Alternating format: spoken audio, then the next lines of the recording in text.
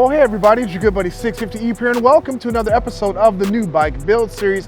If you're not familiar, this is a series where we take a brand new motorcycle, and in this case, it's a 2021 black BMW S and we add custom parts to the machine, and then at the end of this build series, we offer it to one of you awesome people that are supporting the New Bike Build Series. Information on how you can possibly win this amazing S1000RR once it's completed is down below in the description. Come join our Patreon family and possibly win a motorcycle. In this episode of the Build Series, we're going to do something that we've never done before, install a part never used on any of our bikes. And we've been doing this for 9 seasons now. We've given away over 11 motorcycles, and this is the first time we're going to install this amazing part onto the S1000RR. If you're new to the channel, hit the subscribe button. If you're already a subscriber, tap that bell so you'll get notified when I upload new content. Zach is standing next to a black S1000. Hey, what's up? Well, we're at the new Bike Build Series bike, and yes, it is a black colored S1000. Only thing we've done to it so far is I just did the first service on Monday. You put the break-in miles on it. We got about 408 miles on it now, and dumped the oil out, removed the engine rev limiter, and cleaned the chain again, and made sure everything's in adjustment. Everything broke in nicely. Yep. Didn't find any issues with it. I filled out all the paperwork. I signed the book, so it's all ready to go. It's warranties ready to be activated and everything. Nice. So we got some parts though that we're going to install. Some of the first stuff on this bike.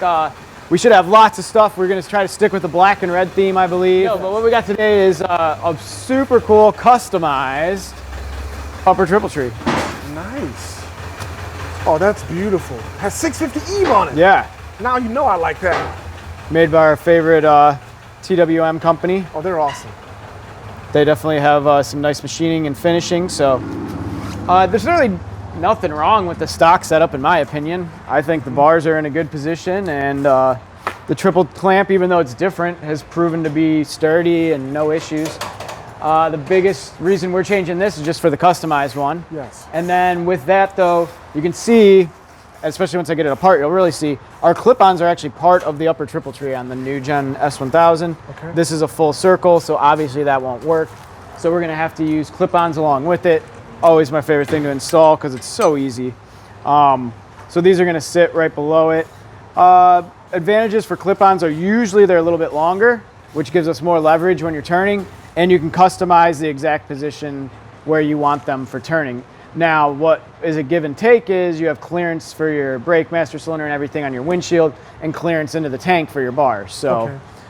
That's where it gets a little tricky, and it's a lot better to do if we just had a rider we were fitting it for, but yes. We'll go ahead and give it a shot.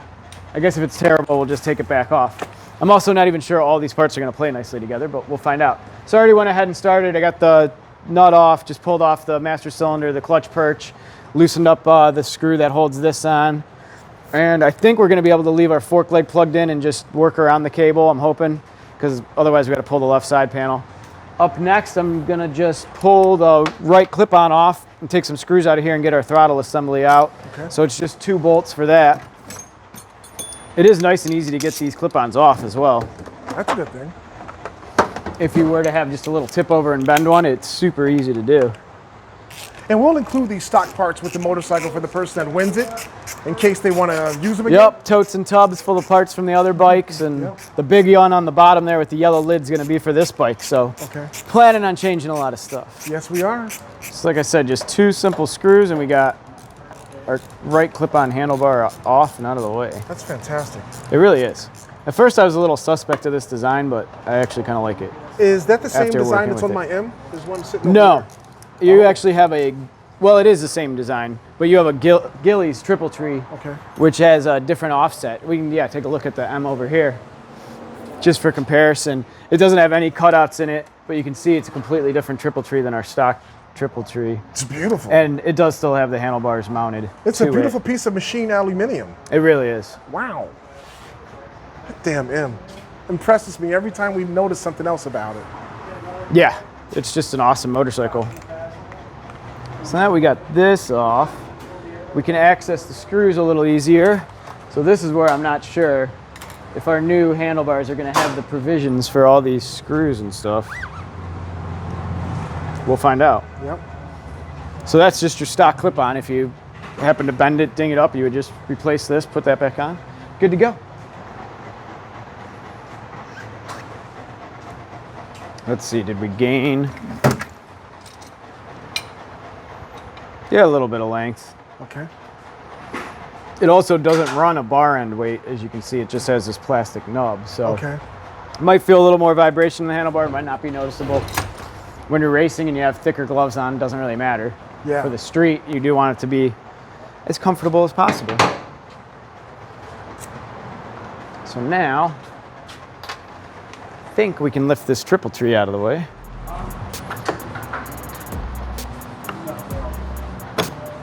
Oh yeah.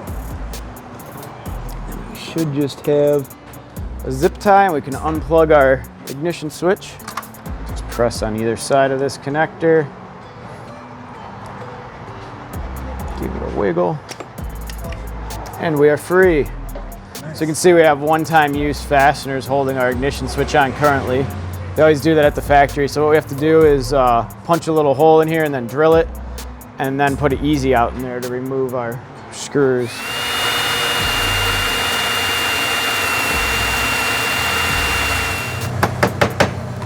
So you can see now that's grabbing.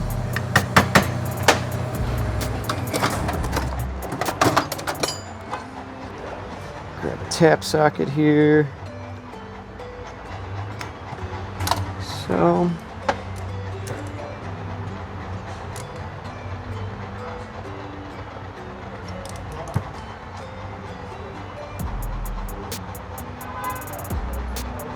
Yeah, good old BMW Loctited the heck out of it. Yeah. So we need a little bit of heat. Now we're up to about 75 degrees Celsius, so that's pretty good. We should just have to go 5 more degrees. All right, that says 93. Let's give it a go. All right, fingers crossed. Yeah. Oh yeah. Yeah, came Much right off. better. Yeah. No worry about breaking the easy out, because that makes your day no good when the easy out breaks off, because it's harder than any drill bit. So then you're pretty much stuck shattering it or trying to get it out or drilling next to it. It's just not pretty. Yeah. So that's what we had to remove. And you can see the flutes on the easy out. That's what makes it work. And then when I turn it the other direction, so it only works in the reverse direction. When you go forward, it spins itself right out. Ah. So we got our ignition switch out of our stock triple clamp. And I believe our new one has provisions to mount it up. Yes, it does. So that's good. Let's see if everything's gonna fit nicely or not.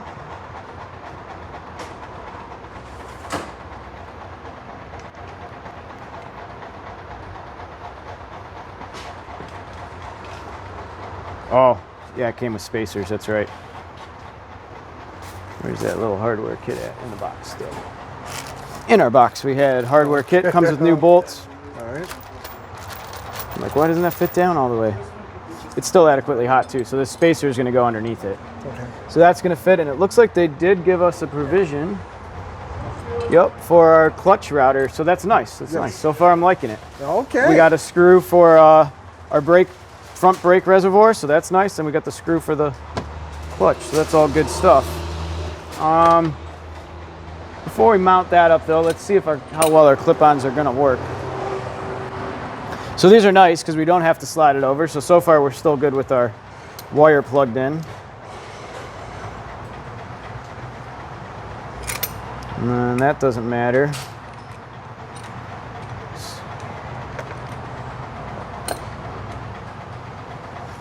I do see a threaded hole here, so we may have it pre-drilled. It's looking on the upside for once. Okay. I like it. We did this on the R1, if you remember. Yeah. That was quite the amount of work, because none of that was pre-drilled. That was more like a race setup. We went real race setup on that R1, actually. Yeah.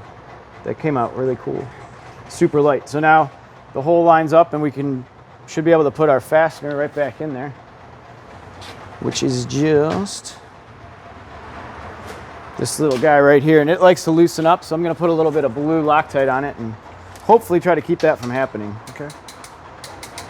I have noticed on the 2021s, I have not seen one loosen up yet, so maybe they finally started putting Loctite on it, but all the 2020s, that left throttle grip constantly gets loose unless you Loctite it.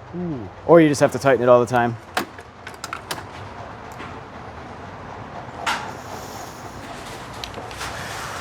So we flick our twirly wheel here to expose our fastener.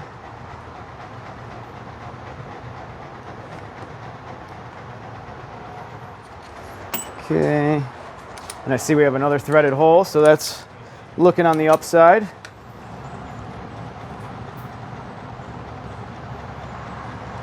Score. Now we can reassemble our switch assembly here before we put it back on the bike. So far it's looking like we got two great companies here, TWM and Evil Technologies. Yes. Everything's playing nicely. I like it. Okay, so we got our ignition switch mounted and our clutch cable router installed. Let's see how this fits onto the motorcycle. I'll tell you, it looks this is good. where the cable's gonna get us. Oh. Yeah, because I was hoping that the cut was gonna be on the other side. Shucks. We gotta go in and unplug. So we got our side fairings off so we could get over and cut this zip tie. And cut this zip tie. So I got it unplugged. Now we're gonna have to go in with the pick and get the connector out of its holder. Did I pick the right one? I picked the right one. Oh, yeah. All right, so now we can route that on top of our triple tree. Back down we go. Now just a little karate chop. Yeah. No depth, no Installed. hammer needed. Yeah. Yeah. Looks good. It does look good. Looks better than the stock one, I'll tell you that. Let's hook this stuff up, I guess. And then we'll set our clip-ons where we want them. Okay. So Motion Pro makes a really nice tool for setting clip-ons, so you can do both things on the same side. I don't have it. So I took a piece of cardboard and centered it up on the forks before I started here, and then kind of drew an angle, so we're gonna kind of like match our angles, I guess. All right, that looks pretty even with the brake. Okay. Again, we'll go back through and torque everything, but right now is just test fitting. And levers, that's personal preference. It's literally one bolt, you loosen to move them up, down. Yeah. We could always fit it to whoever, if you pick up a motorcycle, that doesn't take long. So that's test number one. Now that everything's snug enough that we can hang on to the motorcycle again, we'll do test number two, and that's making sure that when we turn the handlebars, levers don't hit, no cables bind. Okay, so we're good. We need to check our master cylinder reservoir to our windshield clearance. Plenty of room there. Yep. Our brake lever doesn't hit when we get to full lock. Nope. That's good. Our clutch lever, we still have clutch free play, so it's not getting pulled. We didn't change the routing. We go this way. Oh, so this way is this way feels good. This way is tight, so we got to bring this clip-on out a little bit because my hand's hitting before I get. So that feels about like stock. My thumb is just sitting in there. So we're gonna set this clip-on to that same thumb position. Okay, so we're gonna go ahead and torque our clip-ons in position. So what they want you to do is start at 11 Newton meters, and then if they slip, go tighter 2 Newton meters at a time. We're just gonna start at 13, and since there's 2 bolts, we're gonna bounce back and forth between them 3 times. And if they do loosen up, then I guess we'll go to 15, but we really don't want them to loosen up. But that's what it says in the instructions. They don't mention going back and forth between them though, so anytime you have something that pinches, you want to do that.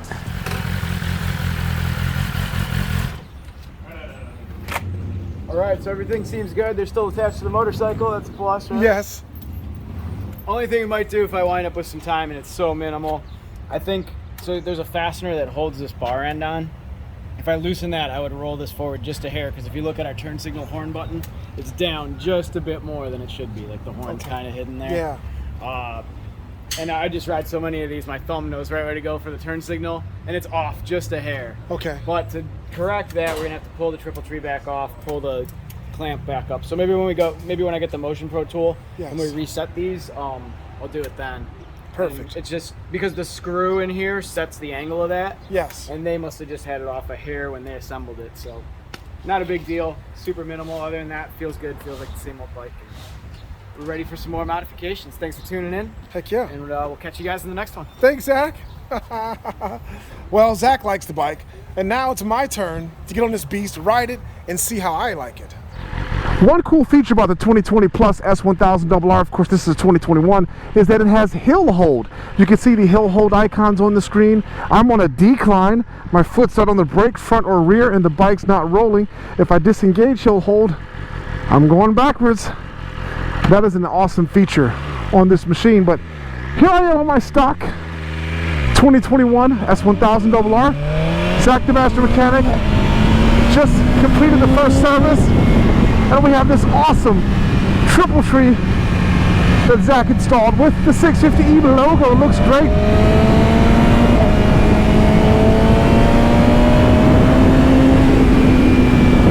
But the new S1000 is really cool to ride, even in stock form.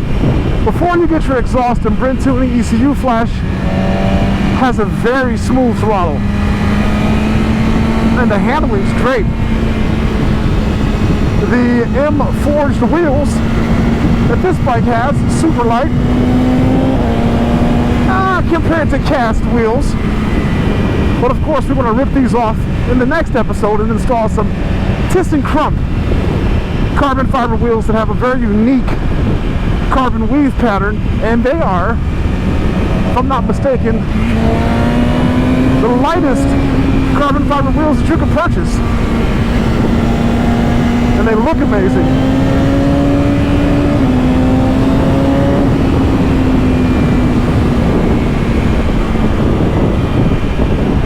And we've got some amazing parts being installed into this bike. We're going to use the Akrapovic Evolution line, full titanium with a carbon fiber canister on this bike, the full exhaust. People like that. I happen to love my Shorty carbon fiber GP canister that's on my M1000RR. I love the way it sounds, love the popping. It's very unique, but you know, I get it. Some people like the full exhaust. They think that it makes more power. We've demonstrated and proven that the long canister on these modern motorcycles do not, in fact, make more power. They do not. Perhaps on the older bikes that was maybe true, but now they both make the same power. My first ride on the 2021 S1000RR since Zack did its first service was awesome. The bike rides great. The hill hold is a great feature, and so is this beautiful triple tree that our good friend Miami Manny from Motomillion sent us. It looks amazing. You can order this part from his website. A link to it is in the description. Before we can really start working on that bike and add some really cool parts to this machine, which are going to include the ThyssenKrupp carbon fiber wheels, the Akrapovic full titanium Evolution exhaust, and a whole bunch of other goodies. We've got to offer one of these two motorcycles to you amazing people viewing this video, but I'm about to take them right now to rehab detailing so our good buddy Ross can paint correct and ceramic coat both of these beautiful machines. Immediately after that, I am taking the ZX10 to Brent Tuning, where he's going to apply his newly done ECU flash to this machine, which is going to make this bike produce a lot more power than it does right now. I'll bring along the CBR so we can put both bikes on his dyno back to back, and you can see how much power they produce. You guys have any wagers or guesses on which one of these two machines will make more power? I still think the CBR 1000RR Fireblade SP, with its velocity stacks and everything else, is going to make probably 5 more horsepower than the ZX10R. But stay tuned for that awesome content. And if you're new to the channel, hit the subscribe button. If you're already a subscriber, tap that bell and you'll get notified when new content is uploaded.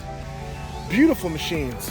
These giveaway bikes are just outstanding. They just keep getting better and better. The Honda was a great machine. We demonstrated that it is one of the fastest bikes on the road right now. The Z, well, it has yet to prove itself. Perhaps after we get that ECU flash from Brent Tuning, we'll put these two bikes against each other with same size jockeys to see which one reigns supreme. And then we're only getting started on the S1000RR. That filth, look at this garbage. Stock exhaust is going to be ripped off real soon and place that Evolution full exhaust system from our good friends at Akrapovic. So stay tuned, guys. Thanks for viewing the videos, and we'll catch you next time on the 650E YouTube channel.